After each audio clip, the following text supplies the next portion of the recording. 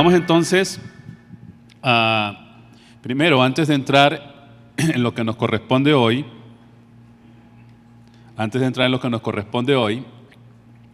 vamos a hacer como un panorama general. Fíjense que nosotros le dijimos que todo el libro de Génesis prácticamente se divide como en dos bloques, ¿sí? Un primer bloque que va desde el capítulo 1 hasta el capítulo 11 y un segundo bloque que va desde el capítulo 12 hasta el capítulo 50. Entonces, fíjense lo que hemos puesto aquí. Génesis, un hilo conductor de la acción de Dios. ¿Por qué decimos un hilo conductor de la acción de Dios? Porque en todo el libro de Génesis, así como en toda la palabra, es Dios el protagonista.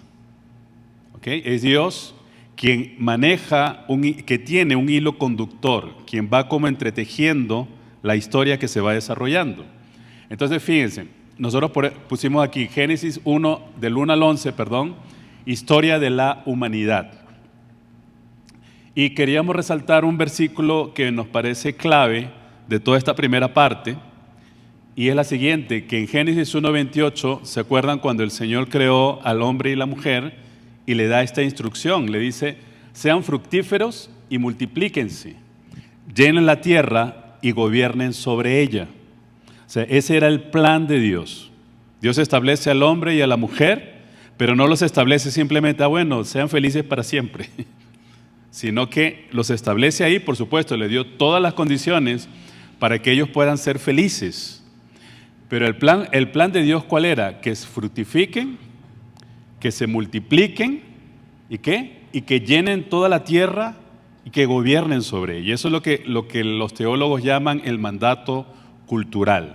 Es decir, es un mandato que Dios dio para que ellos llenaran la tierra. ¿Vamos bien ahí? Ese era el plan original de Dios. Y nosotros lo podemos ver aquí como en varias partes. Estamos poniendo como unos hitos principales. Por ejemplo, la creación, los primeros capítulos que habla acerca de la creación. Dios hizo los cielos y la tierra, y ahí podemos ver también cuando Dios creó al hombre y a la mujer y le da esta instrucción que estamos diciendo aquí. Luego, los capítulos 3 al 4 más o menos habla acerca de la caída, ¿verdad? Es decir, Dios crea al hombre ahí en la cúspide, pero le decimos la caída, ¿por qué? Porque el hombre cae en pecado, desobedece lo que el Señor había mandado. Luego nos encontramos con Noé y el diluvio, los capítulos 6 al 10 aproximadamente, y ahí vemos cómo irrumpe la figura de Noé en medio del caos y de la oscuridad, porque después de la caída del hombre y del ser humano viene vamos a decirlo así, un tiempo de mucha oscuridad sobre la tierra, pero irrumpe la figura de Noé. ¿Se acuerdan cuando hablamos de Noé? Cómo Dios a través de Noé salva a la humanidad, en el sentido de que cumple lo que él había determinado, de que él iba a castigar a la humanidad, ¿verdad? Iba a traer el diluvio, y sin embargo, Noé halló gracia delante de la presencia del Señor, y a través de él también preservó a la familia y animales. ¿Para qué? Para un nuevo comienzo, ¿sí? ¿Se acuerdan cuando hablamos de esa parte? Y luego, ya en el capítulo 11, estamos cerrando ya esta primera parte, ya vemos la Torre de Babel, y cómo Dios pues confunde las lenguas, y después a partir de eso los seres humanos que querían establecerse en un solo lugar, ¿qué? Dios los esparce. ¿Por qué? Porque la voluntad de Dios, ¿cuál era? Que llenen la tierra. Ese es el hilo conductor. Dios quería que llenaran la tierra, no quería que se quedaran en un solo lugar, sino que se multiplicaran. Y entonces en Babel, cuando confunden las lenguas, eso es lo que sucede. Entonces este es el primero. Vamos a ver si esto funciona. Bien. Luego tenemos toda la segunda parte, que va del 12 al 50, que es la historia de los patriarcas.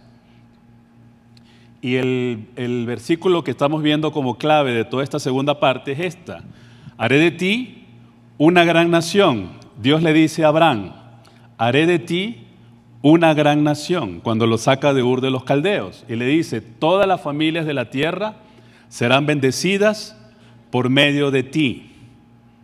Es muy parecido a lo que Dios le había dicho a Adán y Eva, ¿verdad? Que llenen la tierra y se multipliquen. Pero ahora, a partir de la simiente de Abraham, Dios iba a bendecir a todas las familias de la tierra. Y no solamente eso, sino que le dice, haré de ti una gran nación. Entonces, fíjense, quedémonos con eso ahí en un momento, porque ese es el hilo conductor de toda esta segunda parte, porque tiene que ver con el plan original de Dios. Dios quería entonces hacer, ¿qué? Una gran nación. Y le dice a Abraham que a partir de él haría una gran nación. Y se le llama la historia de los patriarcas porque aquí es donde los primeros padres, digámoslo así, de esa gran nación comienza la historia de ellos, con Abraham, con Isaac y con Jacob. Entonces aquí tenemos esa línea conductual aquí, ¿verdad? De llamado de Abraham, Agar e Ismael, Sodoma, la parte cuando Dios destruye Sodoma, y aquí viene el nacimiento de Isaac. Luego tenemos la prueba de fe, cuando Dios le pide a Abraham que sacrifique a su hijo Isaac. La esposa para Isaac, ¿se acuerdan todo el proceso? Hay todo un capítulo completo en el capítulo 24, donde Abraham le da la instrucción a su siervo para buscar a la esposa de Isaac entre la familia de Abraham. Luego vemos Jacob y Esaú, cómo entre ellos pelean por la primogenitura y cómo, habiendo sido Esaú el primer hijo, sin embargo, Jacob gana la primogenitura porque se la compra a su hermano.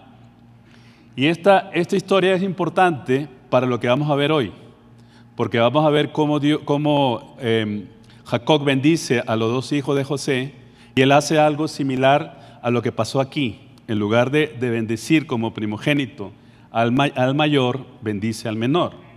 Y después Jacob en Betel, que es cuando el Señor se le aparece a Jacob, y una de las cosas interesantes que dice Jacob es, oye, Dios estaba aquí y yo no me había dado cuenta. No sé si a ti te ha pasado eso, que de pronto caes en conciencia de que Dios está presente. Y cuando Jacob cae en cuenta de eso, ese es el encuentro que porque Jacob, una de las cosas que necesitaba era encontrarse con Dios. Y aquí fue donde él se encuentra con Dios. Luego, la historia continúa, esposas e hijos de Jacob, e hijos para Jacob, en la reconciliación de Jacob con Esaú, aquí hay una reconciliación, el proceso de reconciliación. El sueño de José, ya vemos cómo a partir del 37 surge la figura de José, desde el 37 hasta el 50, fíjense que termina con la muerte de José en el 50. 13 capítulos prácticamente hablando solamente, bueno, también se habla de Jacob, pero se habla mucho acerca de José.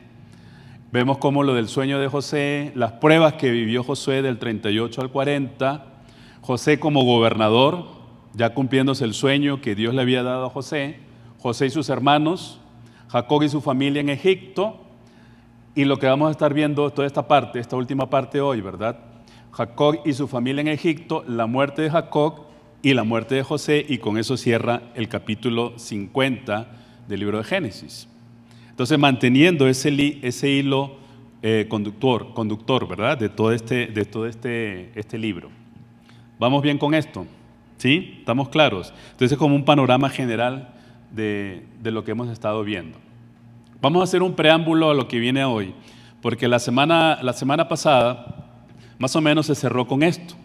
El faraón le dijo a los hermanos de José que regresaran a Canaán. ¿Se acuerdan la historia? Ya los hermanos están con José en en Egipto. Ya él se dio a conocer a ellos, y entonces el faraón le dice a ellos que regresaran a Canaán a buscar a los miembros de su familia. Porque acuérdense que parte de lo que José había interpretado del sueño del faraón es que iba a venir tiempos de hambruna, y ya ellos estaban viviendo ese tiempo de hambruna. Entonces, ante esa situación, Faraón le dice a los hermanos de José que vayan a Canaán a buscar a su familia, a buscar a su papá Jacob y a toda su familia. Les proporcionó carros para que los transportara de regreso. Imagínense eso, ¿no? Ellos regresando con esos carros egipcios a Canaán para buscar a la familia de José.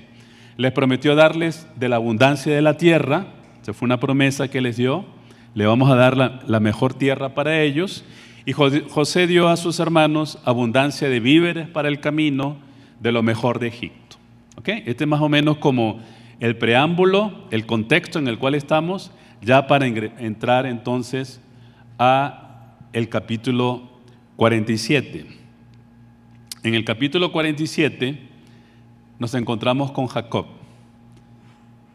a quien ya le habían cambiado el nombre, ¿verdad? De Israel. Sin embargo, la palabra del Señor indistintamente le llama Israel o le llama Jacob. Y dice que algo interesante, ¿no? Porque Jacob tuvo una visión y quería resaltar un poquito esta parte en Génesis capítulo 46. La visión de Dios que trae esperanza. Y es la visión que Dios le da a Jacob. Una de las cosas que hace Jacob cuando llega a un lugar que se llama Berseba es que él levanta un altar. ¿Ok? Un altar al Señor. Y el altar, cuando se levanta un altar, eso tiene un significado. Un altar significa adoración al Señor. Significa, estoy aquí ofreciendo un sacrificio porque para mí tú mereces toda la adoración, tú eres Dios. ¿Ok? Y él, cuando llega a Berseba, ofreció sacrificios al Dios de su padre Isaac, dice la palabra. Adorar al Señor es lo primero. Y eso es lo que hizo Jacob. Fíjense, ya para este momento Jacob había entendido algo que ya Abraham había hecho y que Isaac también había hecho, que Dios es primero. Y que lo representaba a través del altar que él había levantado. Ahora, qué interesante es, no estamos tratando de entrar a los detalles, pero lo que quiero resaltar aquí es que cuando Jacob levanta este altar al Señor de adoración, Dios le da una visión a Jacob. Y dice aquí, Dios le da la visión y lo hemos titulado así, la consecuencia positiva. ¿Por qué? Porque el Señor le dijo a Jacob que fuera a Egipto. Porque tal vez Jacob estaría pensando, oye, estamos pasando una situación aquí, Dios nos había llamado y nos había dicho que se establecieran en esta tierra, quería de ellos una gran nación en esa tierra, y cómo que ahora vamos a ir a Egipto. ¿Sí? Pero Dios se le presenta a Jacob para decirle que vaya a Egipto. Y fíjense lo interesante, porque le dice, allí haré de tu familia una gran nación. ¡Wow! Voy a hacer de tu familia una gran nación en Egipto. Si a ustedes le preguntan, ¿dónde nació la nación de Israel, la nación del pueblo de Dios? ¿Dónde nació? La respuesta es en Egipto, porque ahí es donde Dios la hizo nación. Y eso fue lo que Dios le estaba diciendo. La visión de Dios permanece y la visión de Dios trae esperanza. ¿Por qué? Porque le trajo esperanza a Jacob. Es como quien dice, Jacob, anda tranquilo allá, porque es allá donde yo los voy a hacer a ustedes una gran nación. Yo me pongo a pensar en eso, yo digo, ¿qué Dios es este, no? Él les había dicho que esa tierra, la tierra prometida de Canaán, iba a ser su tierra, que a ellos los iba a hacer una gran nación, como le había dicho a Abraham. Lo que Dios no les había dicho a ellos es dónde los iba a constituir a ellos como nación. Eso no les dijo. Eso no les dijo. Porque no estaba en los planes de ellos. Ellos no se imaginaron que iba a llegar un momento en que iba a haber hambre en la tierra que Dios le iba a dar. Eso no estaba en la mente de ellos, pero sí estaba en la mente de Dios. Y por eso preparó a José. ¿Se dan cuenta? Es decir, a Dios no se le escapa nada. Dios es quien maneja ese hilo conductor. Sí, es lo que me gustaría que viéramos.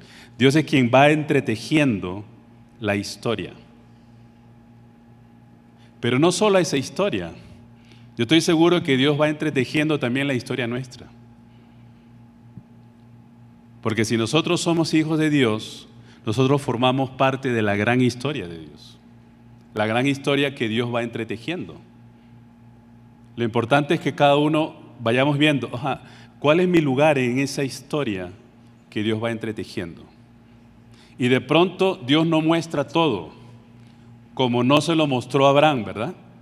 No le mostró todos los detalles, solamente le dio la visión.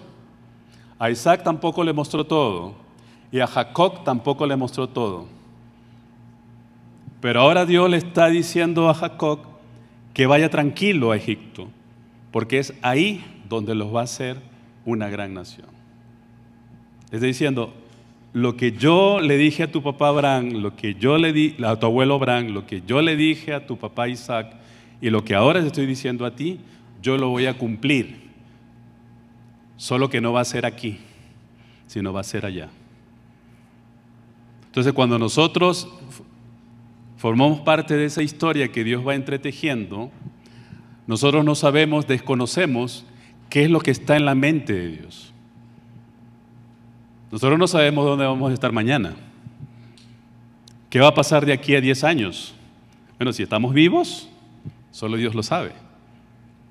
Ahora, lo importante es que al igual que Jacob pudo entender en este momento cuán importante es estar en comunión con el Señor, porque él estuvo ahí adorando al Señor para poder tener la visión de Dios. Y él estando ahí en comunión con el Señor, por la adoración que le había hecho, Dios le da la visión. ¿Y eso le dio qué? Esperanza. Esa visión que Dios le dio, le trajo a él esperanza. Ve en paz, ven tranquilo. ¿Vas a ir a una nación desconocida para ti? ¿Vas a ir a una nación con otra lengua, con otras costumbres distintas? ¿Vas a ir con toda tu familia y con todo lo que tienes? Pero allá yo los voy a hacer una gran nación. Bien. ¿Un lugar para formar una nación? Es la pregunta que tenemos. ¿Es que Egipto es un lugar para hacer una nación? El número de descendientes de Jacob eran 70 personas. Dicen que salieron 66 personas, pero se une la familia de José y entonces dan 70 personas. Y a partir de esos 70, Dios formaría una nación. Imaginemos por un momento la mente de Jacob, ¿verdad? Saliendo con esas 70 personas, con sus camellos, con sus provisiones, con sus carros, con todo lo que ellos tenían, yendo esos 70, creyendo que allá en ese país donde estaban yendo, Dios los iba a constituir a ellos como una gran nación. Dios puede cumplir su promesa, no importando el lugar ni las circunstancias. De hecho, si ustedes ven en la palabra del Señor, lo que vimos con Abraham, por ejemplo, oye, haré de ti una gran nación. Y resulta que Abraham tenía una esposa estéril. Es decir, para Dios no es un problema comenzar a ser una gran nación a través de un hombre que ya era mayor y una mujer que era estéril. Y aquí igual, Dios puede cumplir su promesa y el lugar no importa, es lo de menos. ¿Qué quiere decir esto, hermanos? Que las circunstancias no necesariamente tienen que ser favorables. Pueden ser que las circunstancias no sean las mejores circunstancias para que la voluntad de Dios se dé. Pero yo estoy seguro que si la voluntad de Dios es realizar algo, Él lo va a hacer independientemente de las circunstancias. Comenzar a ser una nación de un vientre estéril para Dios no es problema. Tampoco constituir una nación, su pueblo, en medio de una nación pagana. Para Dios no es problema, porque Dios lo puede hacer. Así que pensemos por un momento en eso. Las circunstancias no necesariamente tienen que ser las mejores para que Dios haga su voluntad, porque Él no depende de eso, no depende de esas circunstancias. Entonces, vamos a Génesis 47. Y dice aquí Génesis 47:7, entonces José hizo entrar a su padre Jacob y se lo presentó al faraón. Fíjense dónde llega Jacob. José ya estaba ahí y ahora presenta a su papá al faraón.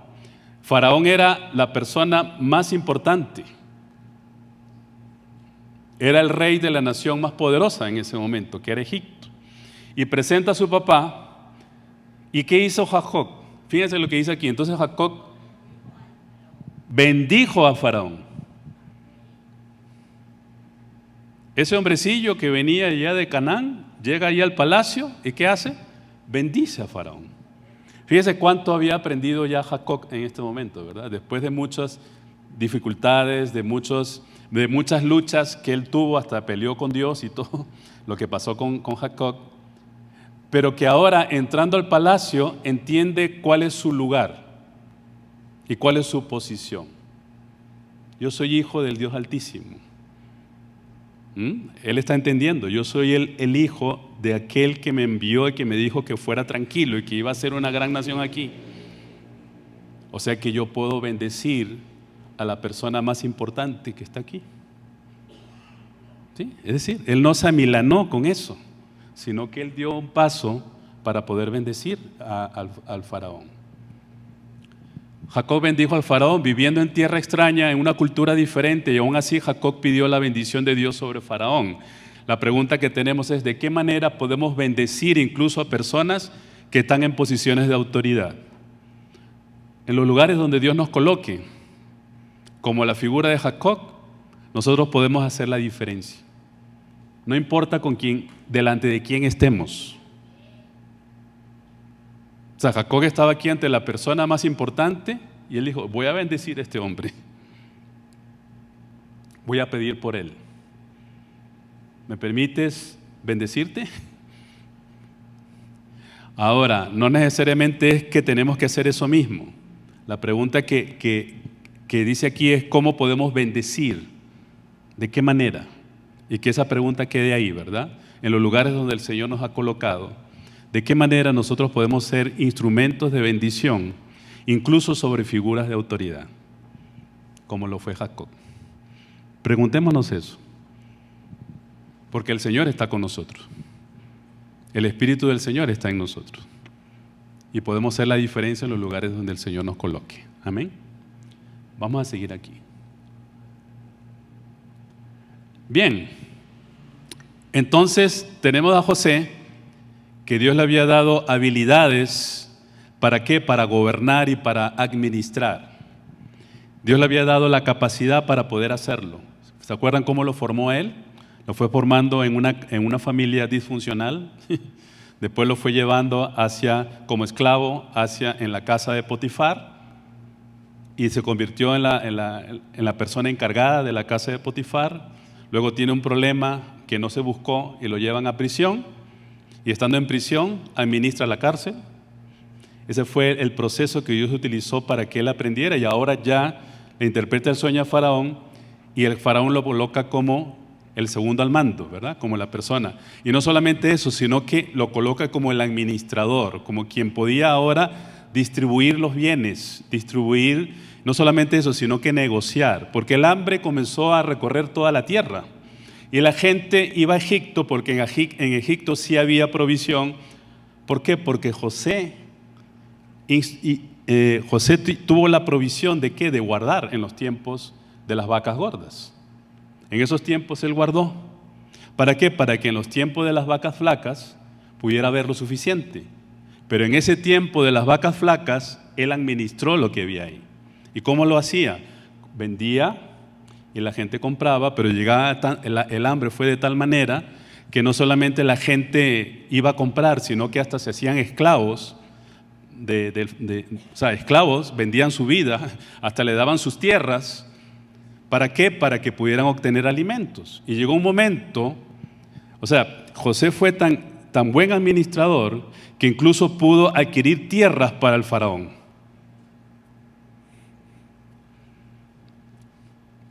En tus simientes serán benditas todas las familias de la tierra, bendeciré a los que te bendigan, maldeciré a los que te maldigan.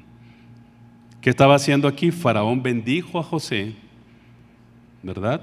Y ahora el Señor estaba bendiciendo al faraón a través de José. Dios estaba cumpliendo lo que había dicho.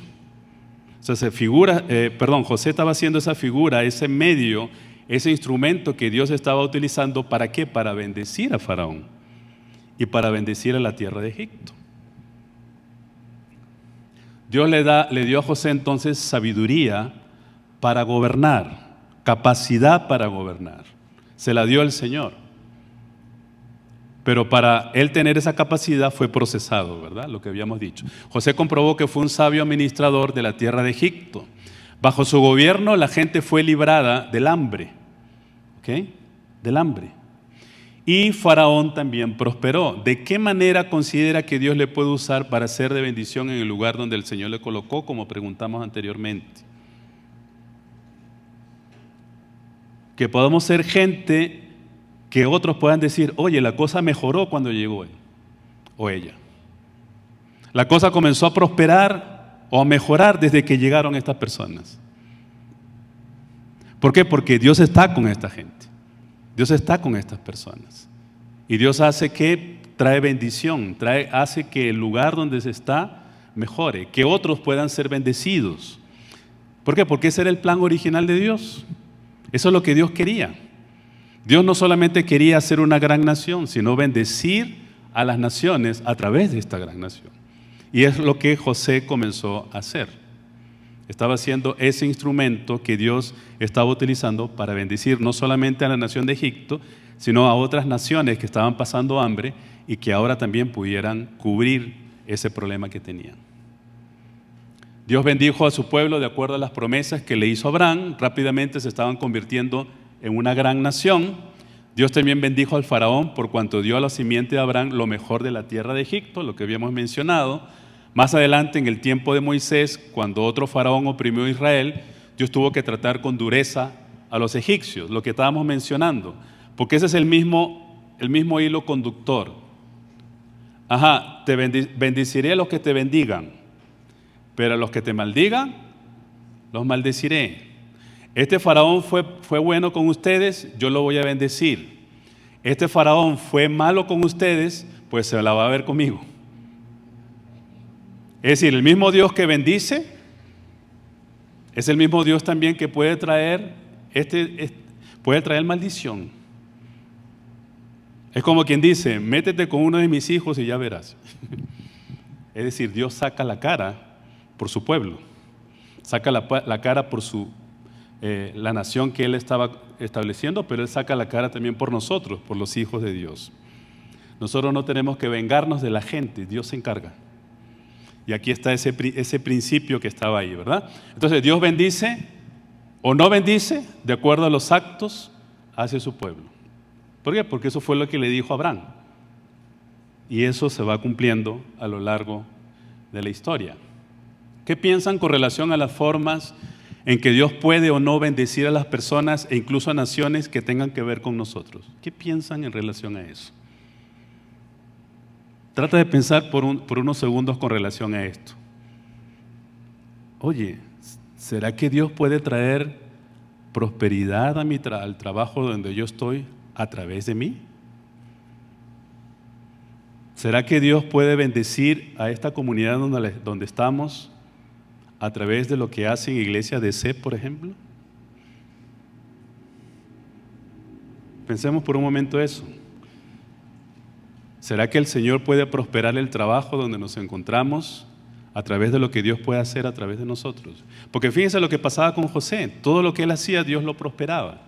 ¿Por qué? Porque la mano de Dios estaba con él. Y la mano de Dios está con nosotros. De la misma manera. ¿Por qué? Porque el Espíritu del Señor está en los hijos de Dios.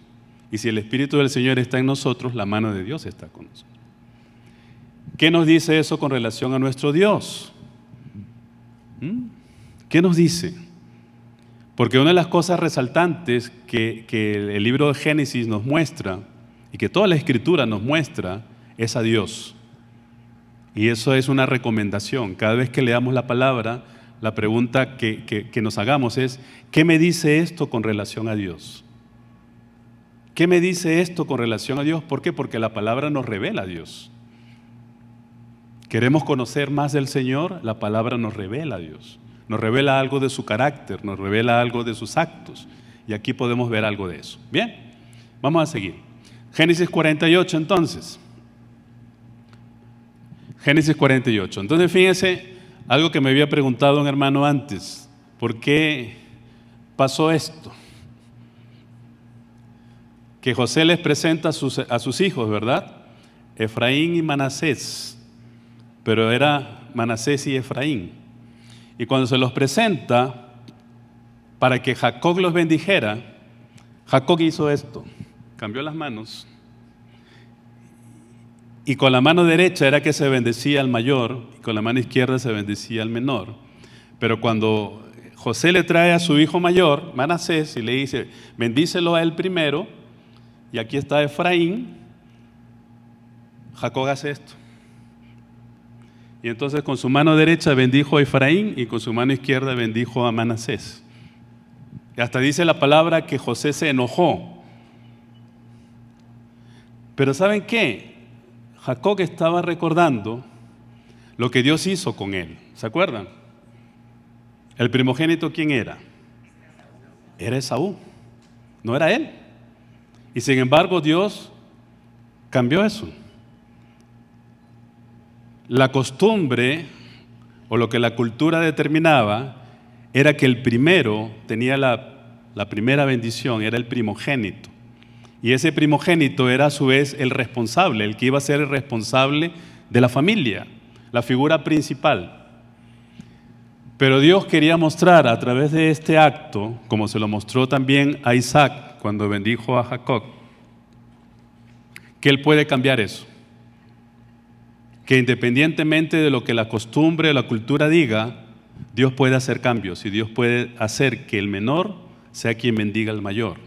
O que la figura que Él pueda usar para bendecir no sea la figura que la cultura haya determinado. José se enoja, pero Jacob insistió en que sea así. Él dijo, no, tiene que ser así. ¿Por qué? Porque Dios quiere que sea así. De pronto a veces uno se dice, no, pero es que las cosas tienen que ser de esta manera. ¿Por qué? Porque así está establecido. Siempre lo hemos hecho así. En la iglesia siempre han sido las cosas de esta manera. Pero de pronto Dios dice, bueno, pero ahora yo quiero que sea de otra manera. ¿Por capricho? No, sino porque Dios sabe por qué. O sea, Dios rompe aquí los esquemas, Dios rompe los estereotipos, Dios rompe... ¿Por qué? Porque tenemos un Dios, esta palabra que se está usando últimamente, es un Dios disruptivo. Es decir, un Dios que rompe esquemas, un Dios que puede actuar de la manera en que nosotros menos nos podemos imaginar. Y puede traer bendición de la persona que nosotros menos podemos imaginar. Y en este caso, Él va a traer bendición a través del menor y no del mayor. ¿Por qué? Porque él quiso que fuera así. Me viene a la mente la figura de los hijos cuando Samuel iba a ungir al rey. Y el Señor le dice que vaya, ¿verdad?, a una familia y le sacan a todos los hijos. Y él dice, no, ninguno de ellos es, sino que es el menor, el que está por allá, ¿se acuerdan? Un tal David, un muchachillo que estaba cuidando las ovejas de su padre. Ese es el que Dios iba a bendecir y a través del cual Dios iba a hacerlo. ¿Por qué? Porque Dios no se mueve por los estereotipos. Dios no se mueve por esas maneras en que muchas veces nosotros pensamos que se han de hacer las cosas, sino las hace en la manera en que Él la considera. Voy a hacer una gran nación a través de una mujer estéril. Voy a constituir una nación en una nación pagana. Y voy a traer bendición a través del hijo menor. Dios no se mueve por los parámetros nuestros, ni por los parámetros de la cultura. Él lo hace como Él le parece y para Él siempre va a ser lo mejor. ¿Estamos bien? Los caminos del Señor no son iguales a los caminos nuestros. Por eso lo estamos diciendo. A Jacob le llevó toda una vida de disciplina a aprender este principio de vida. Ahora, cuando Él está haciendo eso fue un proceso. Para que Jacob llegara a hacer eso, es porque él ya fue procesado por Dios. Toda una vida, ya estando mayor, le llevó a entender estos principios que Dios había establecido. Porque nunca es tarde, ¿verdad? Nunca es tarde. Nunca es tarde para aprender. Nunca es tarde para poder decir, oye, ahora, no sé si a usted le ha pasado, oye, a la edad que tengo, y estoy aprendiendo de un muchacho o de una muchacha, o estoy aprendiendo de mi hijo y de mi hija, ¿sí?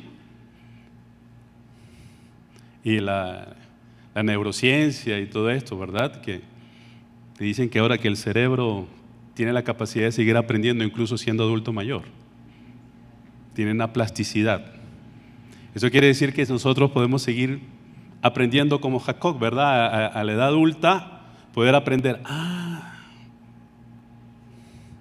es que era así, di tantas vueltas en la vida y ahora puedo entender de que esta era la voluntad de Dios.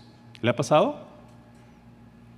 Oye, caminé tantos años siendo cristiano y ahora es que estoy entendiendo.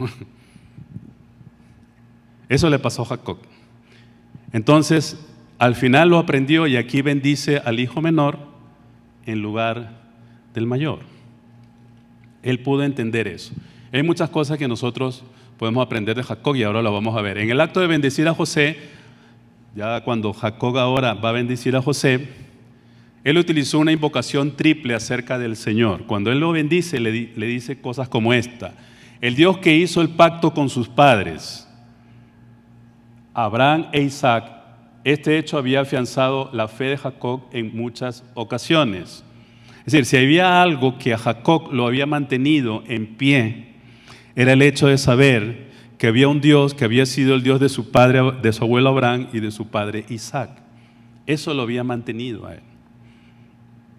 Aunque él todavía estaba en sus luchas personales, aunque él todavía estaba en su proceso existencial de entender quién es este Dios. ¿Se acuerda? Cuando él está ahí y después tiene ese sueño y dice, uy, estaba Dios aquí y no me he dado cuenta. Estaba como tanteando. ¿Por qué? Porque Jacob era un poco rebelde. Jacob era todavía alguien que necesitaba seguir aprendiendo. Pero había algo que a él lo mantenía, era el saber de que había un Dios que había sido el Dios de su padre, de su abuelo Abraham y de su padre Isaac. Que había un Dios y que ese Dios había sido fiel con su familia, aunque él todavía estaba tratando de entenderlo. Lo segundo es que el Dios que lo había mantenido, el Dios que lo había mantenido y que había sido su pastor durante toda su vida. ¿Por qué él menciona eso? Acuérdense que Jacob y su familia, ellos eran pastores de ovejas. Ellos sabían cómo funcionaba todo esto de ser pastores. Pero una de las cosas que él entendió es que Dios había sido pastor de él, que Dios lo había cuidado. ¿Por qué? Porque en diferentes momentos, aunque él todavía no conocía mucho al Señor, él tuvo encuentros con el Señor y él pudo ver cómo Dios lo fue cuidando. Es como cuando tú llegas al final y dices, oye, haces una retrospección, miras hacia atrás y dices, oye, yo vi a Dios aquí, yo vi a Dios aquí, yo vi a Dios aquí. ¿No te ha pasado? Y no me había dado cuenta. Ahora que hago un examen hacia atrás, puedo ver cómo Dios estuvo en mi infancia por aquí, cómo Dios estuvo en mi adolescencia por aquí, cómo estuvo cuando me usó a esa persona para... ¿Le ha pasado? Entonces, haciendo una retrospectiva, Jacob pudo decir, Dios fue mi pastor. Dios me estuvo cuidando en diferentes facetas de mi vida. Y después que el ángel que lo había librado de todo mal, era lo tercero, que Dios había enviado un ángel en diferentes momentos. Dios cuidándolo, Dios protegiéndolo, aunque él todavía no conocía mucho a ese Dios. Porque Dios es así con nosotros. Puede ser que nosotros no conozcamos mucho acerca de Él todavía. Porque conocer al Señor no es algo así como, oye, yo conozco a Dios. El apóstol Pablo dice, a fin de conocerle. Cuando el apóstol Pablo dice eso, lo que está diciendo es, mi meta es conocerle. Quiere decir que todavía no lo conozco. Que estoy en proceso de conocerle. Eso quiere decir que nuestra vida en el Señor es una vida de conocer a Dios. ¿Estamos bien en eso? Entonces Jacob había entendido de que Dios había estado presente, aunque él todavía estaba en el proceso de conocer a Dios. ¿Sí? Donde tú puedes decir, oye, sí, yo vi a Dios presente en diferentes momentos de mi vida, pero incluso en unos momentos donde tal vez yo no estaba muy claro de quién era Él. En momentos donde tal vez yo hasta renegaba de Él. Pero puedo darme cuenta ahora que Dios estuvo presente. ¿Sí? ¿Por qué? Porque Dios, una de las cosas que me muestra esto de Dios, es que Dios es un Dios paciente. Si podemos ver qué nos revela de Dios, creo que nos revela un Dios paciente. Un Dios que tiene paciencia con nosotros en nuestros propios procesos, como lo tuvo con Jacob. Que puede entender en qué momento estamos. Y que tal vez lo que ahora no entiendes, más adelante lo vas a entender. Que tal vez ahora tú dices, oye, es que hay cosas que todavía no me cuadran y que más adelante tú vas a decir, ahora lo puede entender. Ahora lo puede entender. ¿Mm? Y eso es lo que pasó con Jacob. O sea, fue procesado por Dios. Interesante, ¿no? Que le cambia el nombre a Israel y después el pueblo se llamó Israel. Es decir, Dios constituye una nación llamada Israel a partir de un hombre que tuvo un proceso para conocer a Dios. Que no era tan fácil para entender a Dios como Abraham, por ejemplo, pero que él necesitó ser procesado para eso. ¿De qué manera el Señor muestra que es el pastor que le cuida y le guía en su vida? Es la pregunta para usted. ¿De qué manera Dios le muestra eso? Que es su pastor, que lo cuida y que lo guía. Trate de pensar en eso. En momentos en donde usted dice, oye, yo vi aquí a Dios cuidándome. Yo vi aquí a Dios protegiéndome. Yo vi aquí la mano de Dios que estaba aquí en ese momento. Trata de hacer ese recuento. Vamos al 49, las últimas palabras de Jacob a sus hijos. Aquí está Jacob con sus hijos para bendecirlos. Y en el capítulo 49 es bien largo y ustedes pueden ver ahí cómo Jacob llama a cada uno de sus hijos y le da palabras a cada uno de ellos, a los 12, uno por uno. Pero solamente quiero resaltar algo. Para la familia de Jacob, el futuro estaba más allá de la esclavitud en Egipto, estaba en la tierra prometida. El disfrute de las bendiciones de esa esperanza dependería de la fidelidad de los participantes. Vamos a ver, aquí quería ir. Aunque Rubén, quien era el primogénito, tenía derecho a ser el líder de las tribus, ¿ok? Y a una noble herencia, debido a su naturaleza impulsiva y su pecado, fallaría en su liderazgo. Es decir, el líder principal tenía que haber sido Rubén, pero él tuvo fallas morales y por eso no lo fue.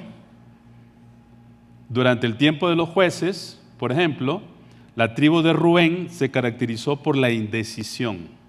Fíjense cómo la figura, lo que significaba Rubén, eso tuvo repercusión incluso en la tribu de Rubén.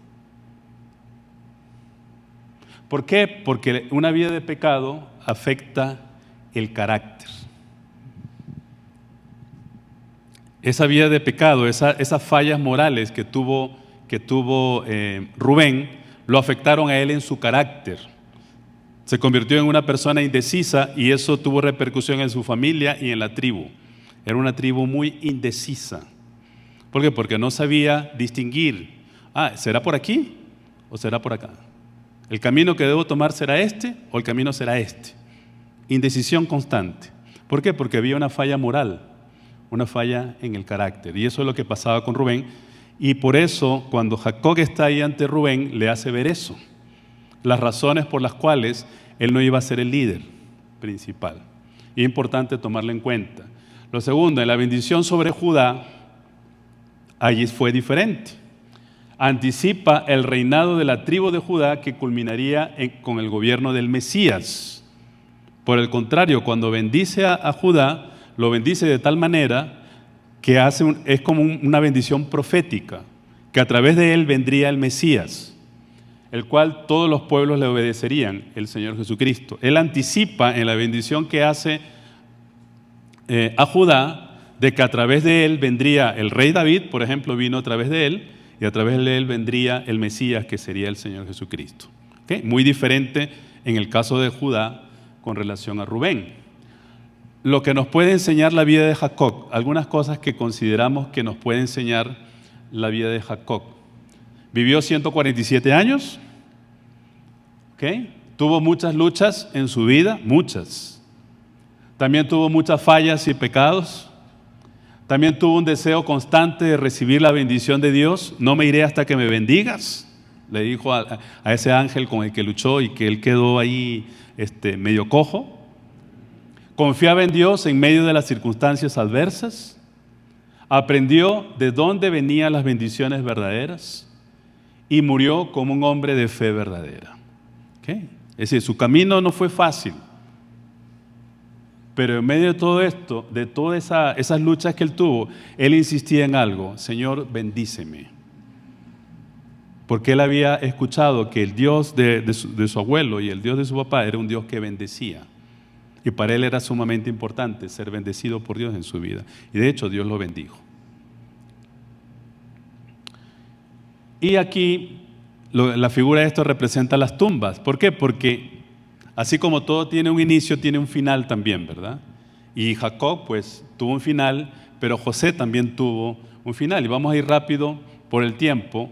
En Génesis capítulo 50. Jacob murió y los egipcios lo lloraron 70 días. Un dato importante, ¿verdad? Solo 2 días menos que el tiempo normal que se guardaba luto por un faraón. ¿Okay? Fíjense que hicieron luto los egipcios, hicieron luto por Jacob. Extranjeros, una nación extranjera hace luto por él. Esto muestra el gran respeto que los egipcios tenían por José. Jacob es enterrado en la cueva de Macpela de Canaán. ¿Se acuerdan esta cueva? La que Abraham había comprado a unos hititas para construir ahí la tumba para su esposa Sara. Bueno, ahí entierran a Jacob. Cuando Dios está en el asunto, se puede terminar bien en el fin de nuestros días. ¿Okay? En el final de los días de Jacob terminó bien. ¿Por qué? Porque Dios estaba en el asunto de la vida de Jacob. Y es lo que necesitamos asegurarnos en nuestra vida, ¿verdad? Seguridad del cumplimiento de la bendición.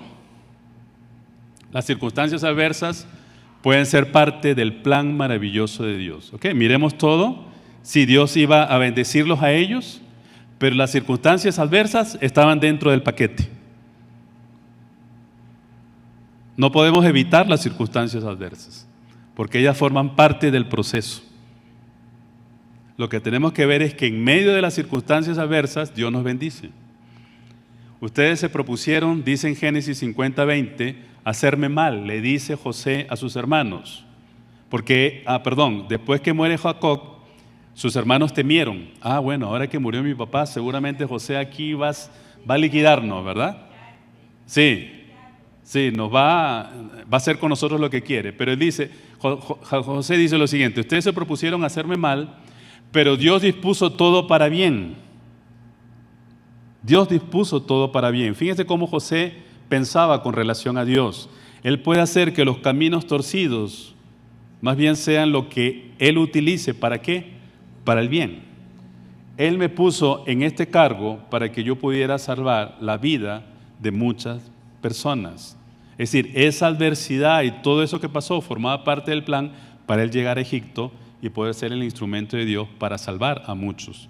Y en eso José lo tenía claro. José muere.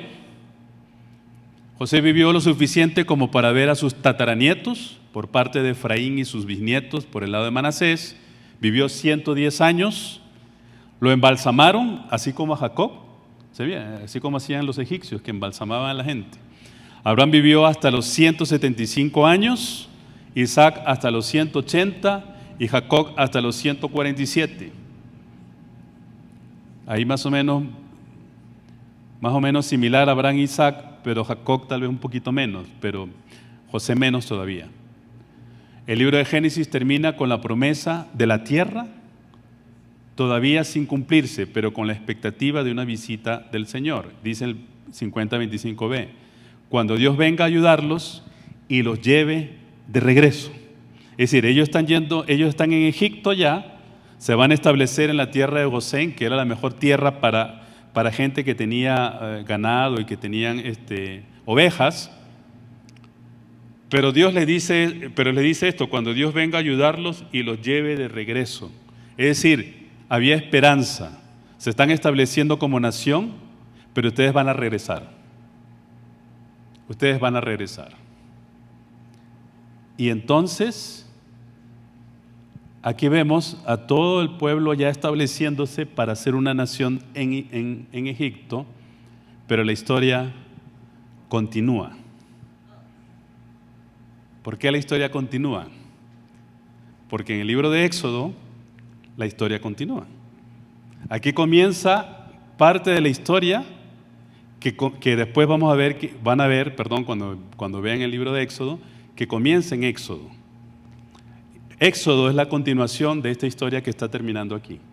Por eso decimos que la historia continúa. Ya el pueblo de Israel comienza a establecerse como nación. Esos 70 comienzan a multiplicarse. ¿Okay? Comienzan a establecerse en toda esa zona de Gosén. Comienzan a establecer, Ramasés después le llamaron esa zona, y comienzan a establecerse como una gran nación. Porque había algo particular que sucedía con el pueblo de Dios. ¿Saben qué? Se multiplicaban rápido. Dios hacía que se multiplicaran rápido. ¿Por qué? Porque Dios prospera, Dios bendice, Dios es de que su pueblo se multiplique, ¿verdad? Y eso fue lo que comenzó a pasar.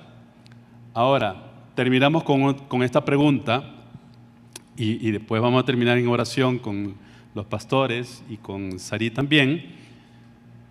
¿Qué se llevan de este libro? ¿Qué se llevan de este libro? Si tienen que hacer una síntesis mental y decir, de este libro que hemos visto y que han leído, yo me llevo esto. ¿Qué sería? Y quiero invitar a la pastora Silvia, al paz Michael, que está por allá, a Sarit. ¿Qué se llevan de este libro? Y tal vez ellos puedan decir algo de qué se llevan de este libro.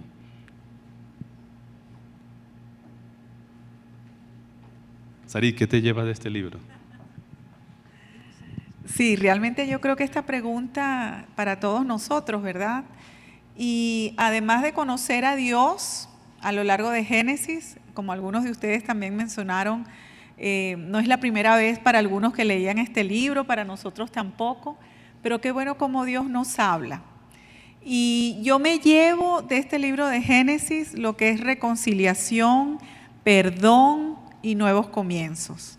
Me llevo yo para dejarles. Bueno, buenas noches, iglesia. Qué bonito terminar un libro más, ¿verdad? De la Biblia, seguir siendo instruidos y aprendiendo.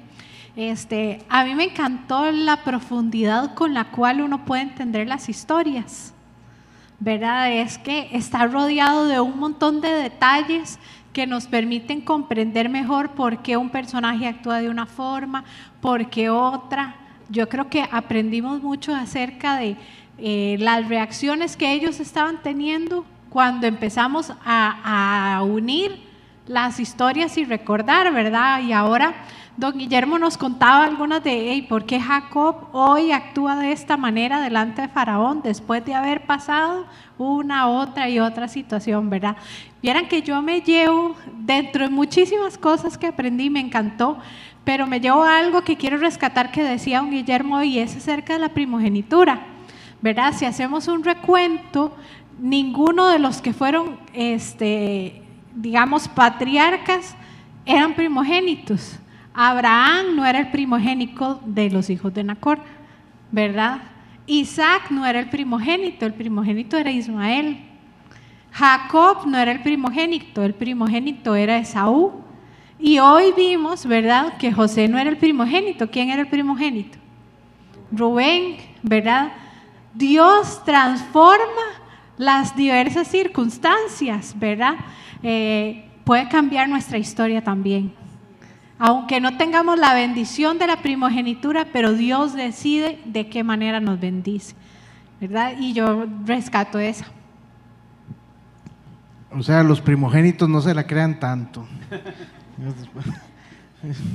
No, bueno, en mi caso es parte de lo que hablaba Sil, uno cuando, porque Génesis ya lo he leído varias veces.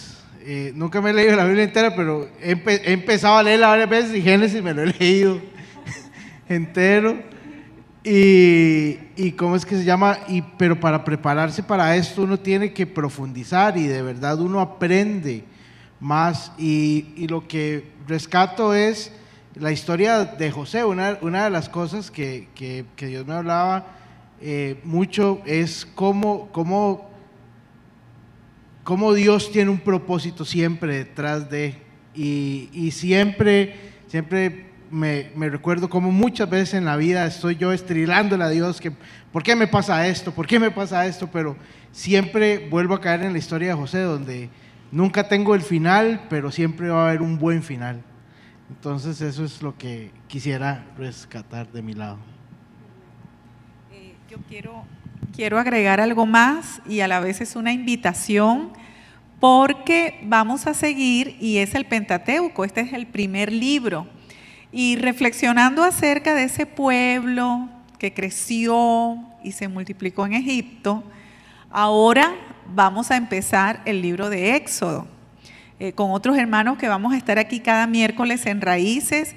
El 23 de abril será la próxima fecha, igual Guillermo les mencionó. Y resulta que cuando toque estudiar Éxodo, vamos a estar estudiando acerca de ese pueblo que Jacob se llevó con su familia a Egipto y vamos a empezar a ver ese proceso de otra manera. Entonces, por supuesto, ya está en la Biblia, lo vamos a estar leyendo en este tiempo, ya pueden empezar a leer, pero hay tanto que rescatar y yo me llevo esa expectativa de estudiar juntos ahora el libro de Éxodo, aunque también lo hayamos leído varias veces. Y doy gracias a Dios por todo este tiempo.